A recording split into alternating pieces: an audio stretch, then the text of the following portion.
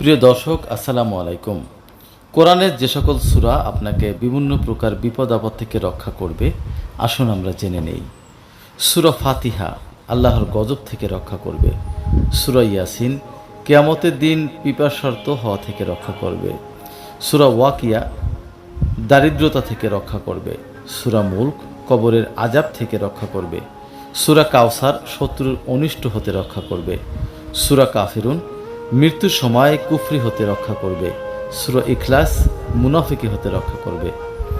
সূরা ফালাক হিংসুকের হিংসা হতে রক্ষা করবে। সূরা নাস যাবতীয় ওয়াসওয়াসা থেকে রক্ষা করবে।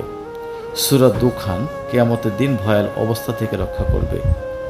এক আল্লাহর সত্য বাণী আল কোরআনই পারে সকল মুসলমানদেরকে রক্ষা করতে।